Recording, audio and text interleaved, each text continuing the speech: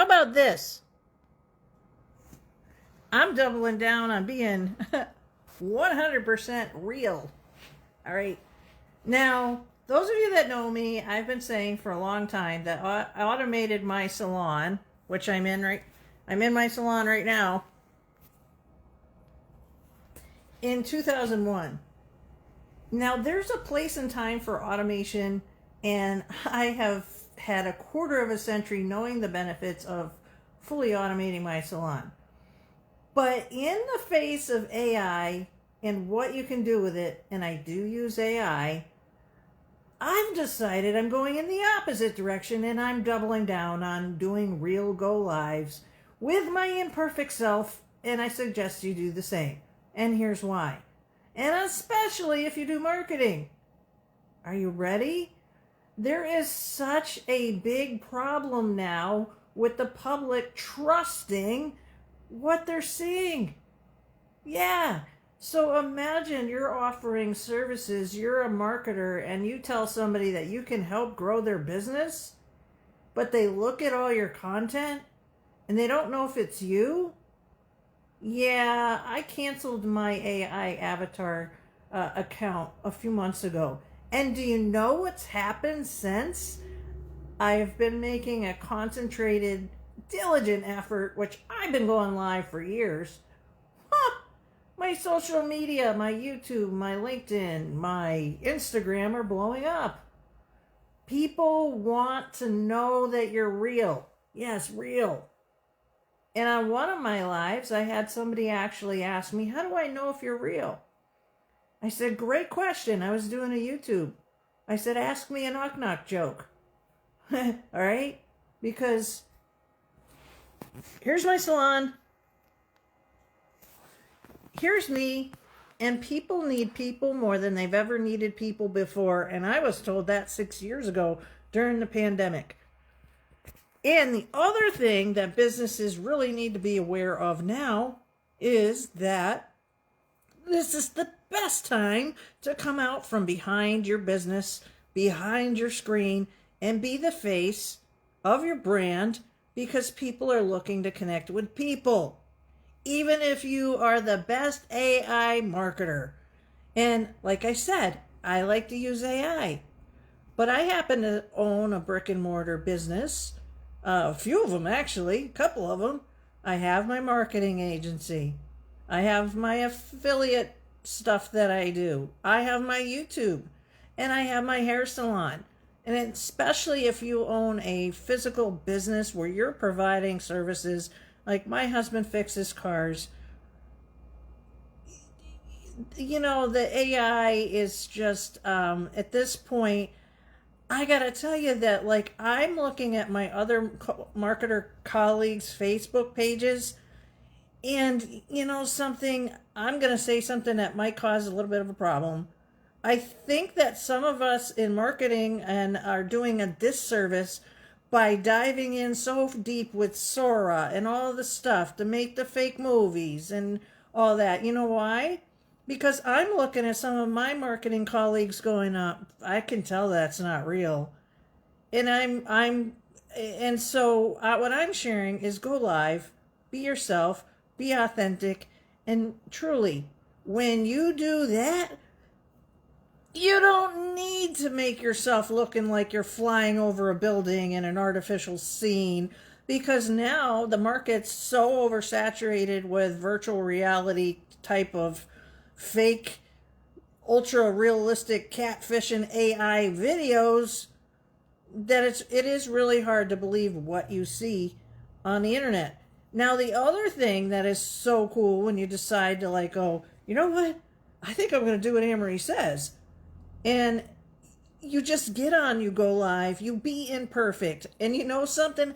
It's the imperfection that will win people over versus a highly polished, extremely, what would you say, edited video. Because, you know something? People are imperfect. And if you own a business, people want to do business with real people. Hey, hi, Martin. And so that's why I'm coming on so much lately. I have been growing a YouTube channel. But the other thing that happened 5 weeks ago, my husband of all things said he wanted to start a YouTube channel. He's a mechanic, but he also has a weight loss story. So he's not a marketer. He fixes cars. And he lost 75 pounds and he's kept it off for 5 years. So he's like, I don't know how to do this YouTube thing. Can you help me? I said, yeah, here's my advice. Are you ready? Be real, be authentic, be imperfect, don't get preachy. And that was my advice to him. So that's what I can tell you is that, like, if you've got something that works really well for you, just share it.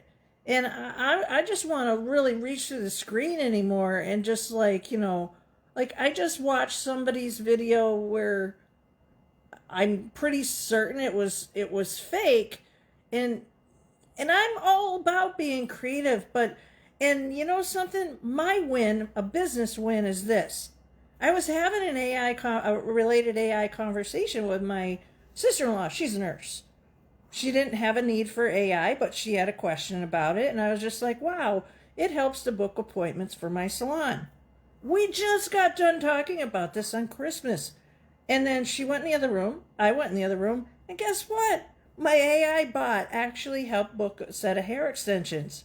So when you look at my post in my wall today, I've been doing hair for 33 years. I've been doing online booking for 25. So when you use automation for your business to, like, for real life, real practical uses, I don't need to sell you anything. You can follow my story. I know it really works.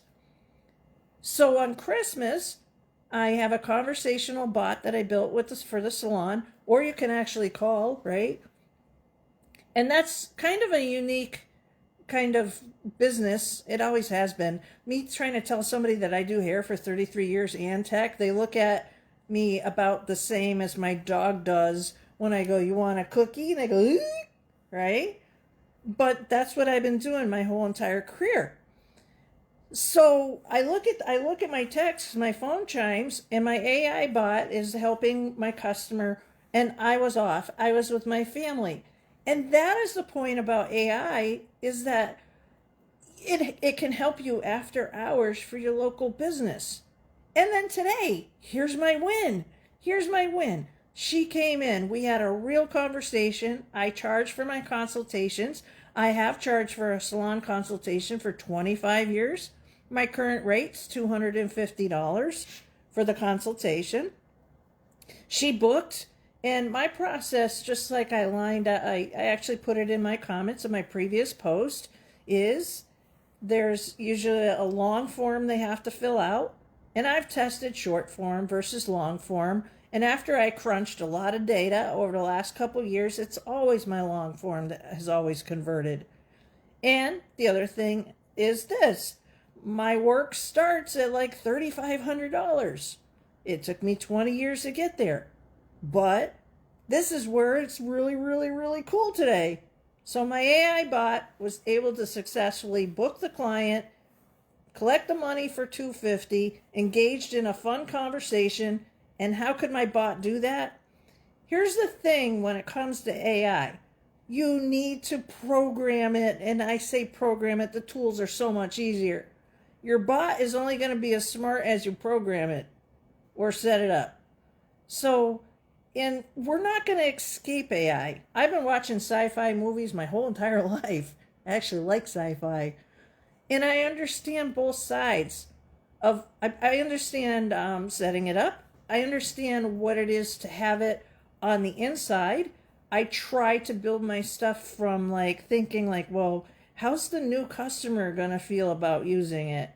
And then my husband's business, we turned on voice AI for after hours and days off where you can fully talk to it. It's going to be 9 months ago. And here's the thing when you approach a business, if you happen to be a marketer that's watching, it can be all shiny and like, oh, everybody's like, oh, voice AI, it's the gold rush. Yay, you just go charging in and you just tell businesses what they need. It doesn't work that seamlessly. And this is what I can tell you from my own inner experiences from being on the inside, because you would think that maybe my husband that owns an auto repair garage would just say, sure, honey, let me turn that on. Doesn't quite work that way. I still yet had to talk to him. He knows, and I'm the one that automated his business 11 years ago, but there's 3 audiences that you have to contend with when you are trying to sell voice AI or promote it or offer it. One is going to be the customer base. The customers of any business, they come first. 2 would be the office manager. Our office manager, we had to set her up in a very comfortable way that she did not feel threatened. So with that, what I did with the AI bot on initiation, on the soft launch, was I had put into the opening greeting, hi, I'm AI so-and-so. Don't worry, I'm only a sidekick to Carrie because we know you want to talk to her first. So that's how I introduced the AI bot to both our office manager and to our, I'm going to say our customers. And then, of course, my husband. It's his business. He's put a lot of sweat equity into it. It's his reputation. So there's so much more that goes into just like throwing up a web page. Oh, I'm going to make millions doing voice AI. I'm just going to run ads to it and I'm going to run away rich. It doesn't quite work that way, you know? So, but what I can tell you that works very, very well is if you slow down with the AI, implement it into your business strategically where it's actually going to help everybody.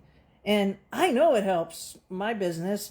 I've been doing hair extensions. It's going to be in February, where I'm only 8 weeks away from doing that for 20 years. What does that mean? It means I made a strategic business decision 2 decades ago to do something that nobody else was doing, and my average ticket is my average ticket, average, there's no such thing as average. You know what? It's simple like this. 4 figures. All right, you can figure out the math. So 4 figures for every job that I do. We're not talking $50 haircuts. So the things that helped me be able to do that were this in my industry. 1999, I stopped double booking. People like to be taken care of. So I stopped double booking. Then, did something really, really crazy in my field. I started charging for a consultation 25 years ago. Yes, 25 years ago. And I still strongly believe that all service providers should charge a consultation. You do any kind of work, there should be some sort of financial commitment to engage your professional time. And every single time I go against this and I try free, it bites me in the ass. Every single time. Even yesterday. I won't name names, and you know something? I was going to a meeting to help a home service individual with, possibly some of the things that it is that I know. I had bumped into somebody at a restaurant and I didn't pitch them. They handed me their card. Now, the thing is that what I did over the course of the weekend was did a really deep dive online to see, where can I help them? Because what I know in 25 years, I know that I haven't met you yet, but if you have a business, I don't even have to know what it is that you know, but my depth of what I know about how to use the internet and how the internet works, that I'll find a gap and I'll be able to help you, consult with you to close the gap. So that's what we were going to do. We were going to consult to close the gap. Now, the big gap that they had on Google, Yahoo, and Bing, all 3, is that the AEO, not SEO, but the Ask Engine Optimization. What is that? It's a big fancy words for what the internet has to say about you and your business. Because that's the other thing is what's so critical right now is that if many of you are out there spending all this time making these Sora videos, and you're like trying to do what? Entertain what? But that's my style. I'm really analytical. I'm really gritty. I'm like, okay, let's get from point A to point B to get food on your table, your bills paid off, your property paid off, your house paid off, because where I sit, I am debt free. All right? So going back to this story, the individual was going to need help, which would be more or less a public relation issue, because you know what? Their reviews were But the biggest mistake they had made that's costing them hundreds of thousands of dollars, and hopefully you might see this and this is your free tip, was they responded to one of their reviews from both sides, could read both sides of the story, and actually said in all caps to this unhappy customer that you are so ungrateful. I was like, wow, wonder who I'm meeting with. I got there 10 minutes early. Now, they texted me and messaged me and said that they were going to be late. I didn't set up the meeting. They wanted the meeting, okay? So this is where I learned that every single time I say I'm like not going to give my time up for free, and I do, it doesn't work. So I just said ETA, and they were like 25 minutes. Just wanted to let you know. Yeah, no, I have other appointments. So the moral of the story is this. AI does work. Automation works. Be responsible with it. And if you want to make a difference, I'm telling you, if you have any company, I don't care if you're a plumber, roofer, marketer, start doing Go Live. Do it intentionally, because video is the best way to cut through noise, and video of yourself will save you so much time and headache or what have you, because of this. Everybody, when they watch something, myself included, we make snap judgment. Do I like that person? I don't like that person. I don't like their hair. I don't like this. I don't like that. Or yeah, you know what? I like their vibe. And in those split seconds are where you're going to make your money. Because who wants to set up appointments with people that aren't going to show up, right? And then here's the other thing. How come I can charge for a consultation in a niche, okay, niche, whatever, a hair industry where I have implemented practices that don't really align with my industry? And let me tell you, I spent 10 years educating for Redken. I taught across all the U.S. I was on stages, big accounts, multi-million, this. And guess what? I never had a team. It's been me and my AI and my automation sitting here for 25 years. And just get on and go live. That's what I have to say today. Get on, be yourself. Most recently, I was not anticipating my Instagram to blow up, but I actually took my long videos. I took my long videos and, cut them up and threw up some shorts. And I had 75,000 views in less than 3 weeks. And so much engagement. Now, I'd given up on Instagram because last May I got locked out after I had tried to upgrade. And my home camp is Facebook, but it's also my main gig is really, I'd say, YouTube. My reasons for choosing YouTube is this. It stays evergreen. And I'm all about working smarter, don't work harder, and just because. Now, say with this Go Live, if you didn't know, with the Go Live, say in Facebook and stuff, in the past year, they delete them, right? And so, why would you take the time to do Go Live? Well, because, you know what? Grabbing attention intentionally, but offering value is currency. And if you know how to do something, I'll bet money on it, there's somebody out there that doesn't know how to do what you know how to do. And lots of times I get asked, how do you go live? How do you start? Just start. Well, I don't know what to talk about. talk about getting started. Getting started is sometimes the best thing that you can talk about to share it with somebody because somebody else doesn't know how. And if they see you doing it, even if you're scared, you're doing it, and there's 10 people behind you that are going, wow, I wish I could be like them. Meanwhile, you might be going, oh God, am I even doing this right? And I tell you, it gets easier. It really gets easier. Now, here's the nugget I'll leave with you. When you get your video all done, and you're like, oh God, I gotta keep doing Facebook because I keep deleting it. Save the video.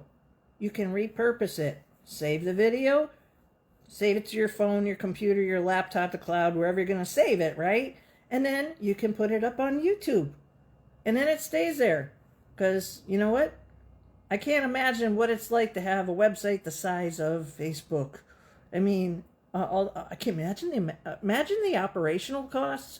But anyhow, so my point of today is be yourself, go live, cut through the noise, because, you can only use your time wisely, because the time that you're using to make a Sora video or 11 Labs or what have you, you could just stop and just be yourself. I tell you, people buy that long before they're going to buy a version of you flying over a building, if you're serious about making money. All right. Thanks for watching.